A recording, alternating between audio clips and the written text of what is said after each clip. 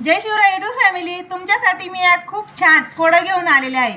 बघा, एक भगवान शंकराचे मंदिर असते आणि त्यांची तिथे एक पिंड असते आणि त्या मंदिराला 4 दरवाजे असतात। तर एक पुजारी काही फुले घेऊन येतो आणि फुले घेऊन आल्याच्या नंतर एक फूल दरवाजावर ठेवतो, दरवाजाच्या पहिल्या दरवाजावर ठेवतो आणि मध्ये गेल्याच्या नंतर त्याच्याकडे जेवढे फुलं असतात त्यातले निम्मे मध्ये ठेवतो, पुन्हा बाहेर येतो आणि बाहेर आल्याच्या नंतर पुन्हा एक फूल मंदिराच्या दरवाजावर ठेवतो, पुन्हा दुसऱ्या दरवाजावर जातो, दुसऱ्या दरवाजावर गेल्याच्या नंतर पुन्हा तेच एक फूल दरवाजावर ठेवायचं आणि पुन्हा तो मध्ये जातो आणि मध्ये गेल्याच्या नंतर त्याच्याकडे जेवढे फुलं असतात त्याच्या निम्मे तो पुन्हा पिंडीवर ठेवतो आणि पुन्हा बाहेर येतो तर इथे पुन्हा एक फूल ठेवतो।